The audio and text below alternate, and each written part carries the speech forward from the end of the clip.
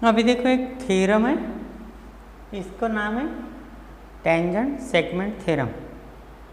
तो अभी इसके पहले अपन ने देखें कि tangents drawn through the point out of the circle कितने होते हैं, 2 होते हैं और वो इक्वल होते हैं। 2 ही टेंजेंट निकाल सकते हैं। अगर point out of the circle है तो उसमें से सर्कल को उसको बोलते हैं टेंजेंट सेगमेंट। तो देखो थ्योरम क्या है, टेंजेंट सेगमेंट्स थ्योरम है ये। टेंजेंट सेगमेंट्स ये देखो डी पी और डी क्यू, डी पी और डी क्यू ये क्या है, tangent segments drawn from an external point. तो एक्सटर्नल पॉइंट कौन सा है, डी है। D is the external point to a circle are congruent, यानी D P equal to D Q दिखाना है अपने को। तो प्रूफ बोले तो पहले क्या लिखना है, गिवन।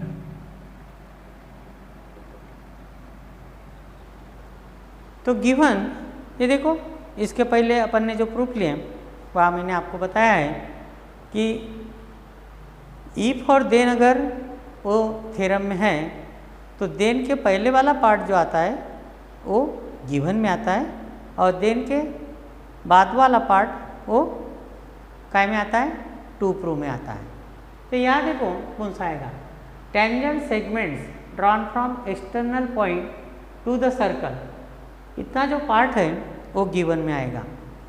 तो टेंजेंट सेगमेंट कौन से tangent segment, D P and D Q. D is the external point, D is the external point and D P and D Q are to tangents drawn from D. तो D P centre कौन सा है इसको, ए, circle having centre कौन सा है, A, D P and D Q, D P and D Q are two tangent segments, tangent segments, two tangent segments drawn from external point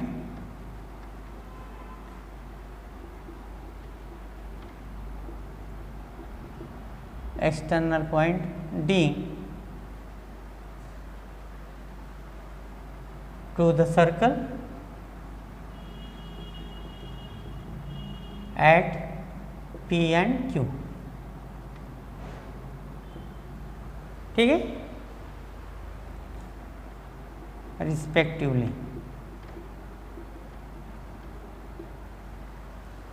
तो centre ये है और D P and D Q, D P and D Q are two tangent segments. ये देखो tangent segments drawn from an external point.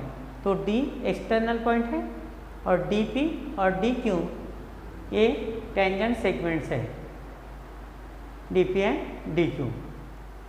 ठीक है, तो बाद में जो है आर कॉन्ग्रेंट, ये जो पार्ट है ये आएगा टू प्रूफ में। तो टू प्रूफ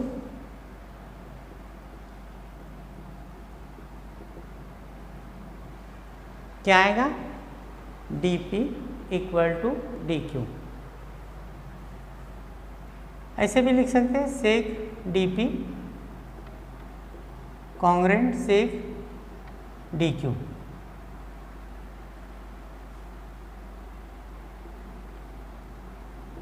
ठीक है, बाद में construction,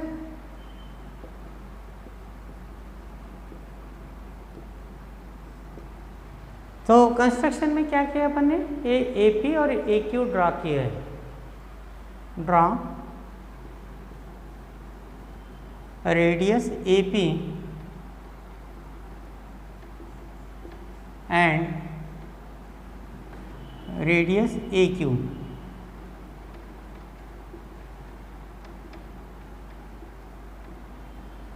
A P and A Q. ये ड्रा किया अपन ने। अभी क्या करना है, प्रूफ।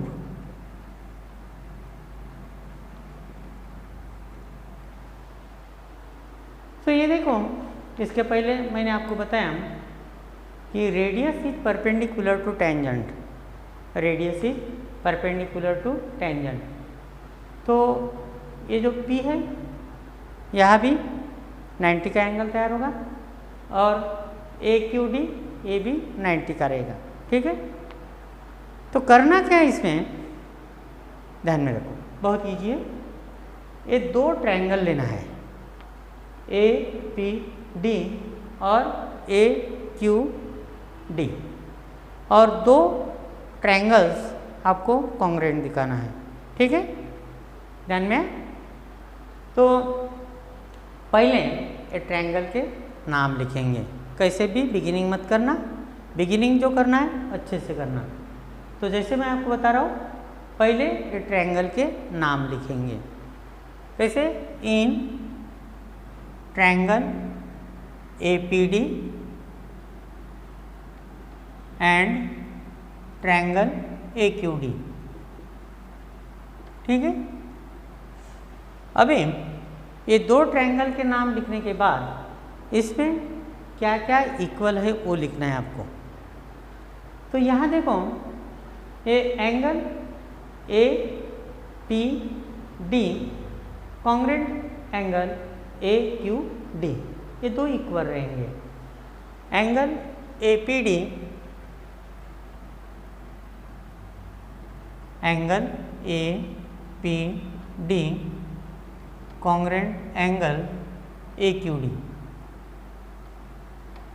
क्या रीजन है, ईच 90 डिग्री, 90 डिग्री का एंगल है ये। बाद में सेग AP कॉन्ग्रुएंट सेग AQ, क्या रीजन लिखेंगे, radii of the same circle.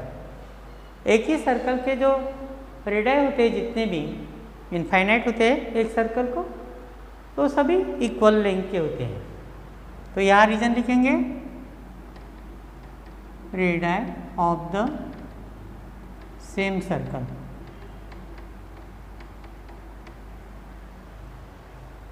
और बाद में AD देखो, AD कॉमन है, वो भी लिख लेते हैं तीसरा पॉइंट। तो सेग AD congruent सेग AD, common side,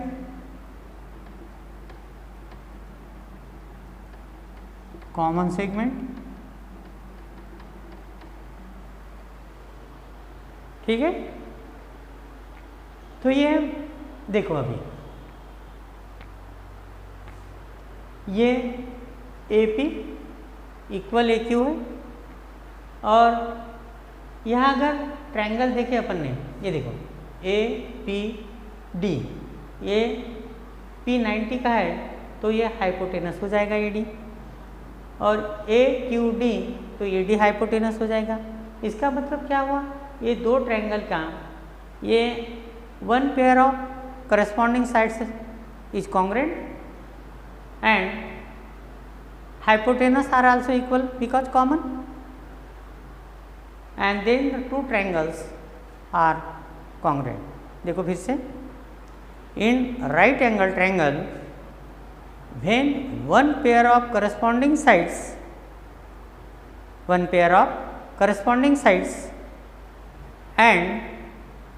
a pair of hypotenuse are equal, then the two triangles are congruent. फिर से सुनो, इन राइट एंगल ट्रायंगल्स, यानी जो काटकोण त्रिकोण बोलते हैं जिसको, when one pair of corresponding sides and a pair of hypotenuse are congruent, then the two triangles are congruent. इसको बोलते हैं हाइपोटेनस साइड टेस्ट। क्या बोलते हैं इसको, hypotenuse side test. And therefore triangle APD congruent triangle AQD। कौन सी test, reason लिखना मत भूलना, hypotenuse side test.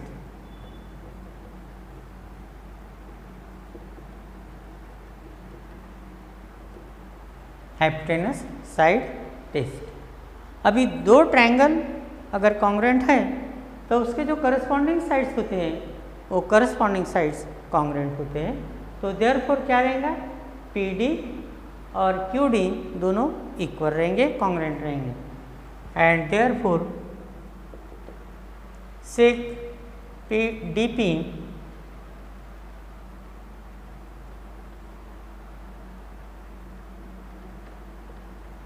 Congruent seg DQ।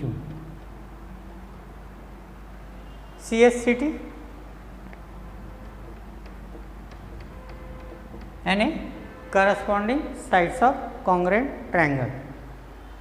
ये देखो आ गया, और ये आपके टेक्स्ट बुक में एक्टिविटी बेस पे दिया है, तो ये ठीक से करके रखो, एग्जाम में आ सकता है। इसको IMP करके रखो, एग्जाम में आ सकता है, ये ठीक से करके रखना। अभी देखो ये सॉल्व एग्जाम्पल है आपके टेक्स्ट बुक में से। एक सर्कल है, सेंटर D है और DA और DB रेडा है और CA और CB टेंजेंट सेगमेंट है। तो यहाँ ACB का एंगल दिया है 52 डिग्री, आपको ADB एंगल फाइंड करना है। इम्पोर्टेंट है एग्जाम्पल, आपके एग्जाम में 2 मार्क के लिए पूछ सकते हैं ये। तो इसमें देखो ये जो रेडियस होती है, radius is perpendicular to tangent, तो ये 90 का एंगल होगा, ये 90 का एंगल होगा, ये 52 का है। यानी ये जो क्वाड्रिलेटरल है ADBC,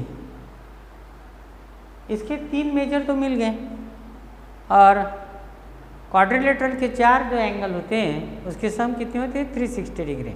तो you can solve it very easily. देखो बिगिनिंग कैसे करोगे, इन quadrilateral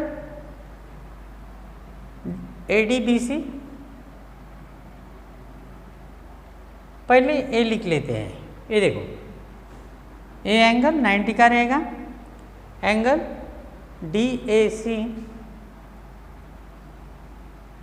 in quadrilateral ADBC angle DAC angle DAC is equal to angle DBC DBC equal to कितना, 90 डिग्री है। टेंजेंट थ्योरम,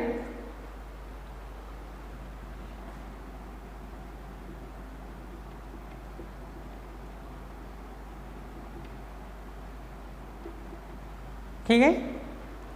और ये एंगल ACB कितना है, 52 डिग्री गिवन है ये। तभी ये जो 4 एंगल हैं, चारों की सम कितनी होती है, 360 होती है। तो angle ADB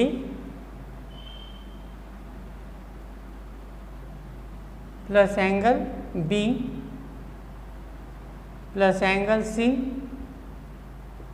plus angle A equal to 360 degree. Reason लिखेंगे, sum of measures of all angles of quadrilateral.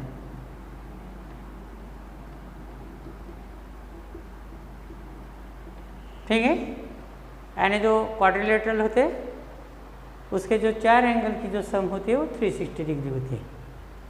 तो ये ADB का फाइंड करना है, जैसे कि वैसे लिखेंगे। B का मेजर 90 डिग्री है, C का मेजर 52 डिग्री है, A का मेजर 90 डिग्री है।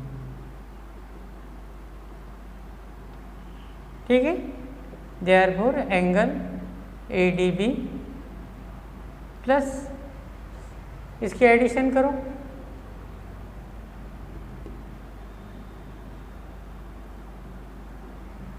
ठीक है।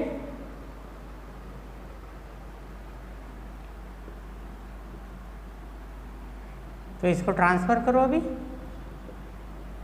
ADB, इसको प्लस है तो इधर आएगा तो माइनस हो जाएगा।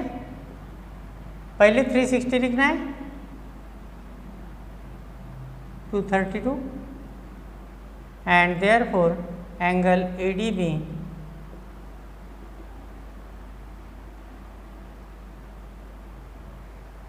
कितना आएगा, 10 - 2 8 और 6 - 4 2 और ये 3 - 2 1 128।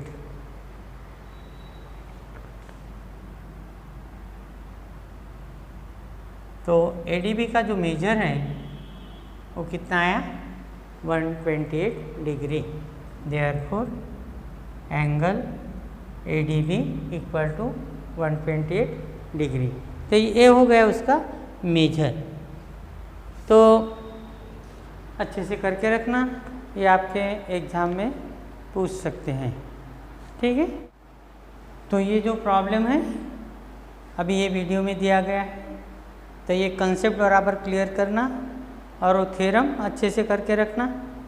और ये जो प्रॉब्लम है बहुत ही ईजी है, ये ठीक से करके रखना। तो फिर अपन मिलेंगे नेक्स्ट वीडियो में, और ये वीडियो को लाइक करो और चैनल को सब्सक्राइब करो। और आपकी जो स्टडी है वो स्टडी चालू रखो अच्छे से, अभी एग्ज़ाम बहुत ही नज़दीक है आपको। फिर मिलेंगे, थैंक यू।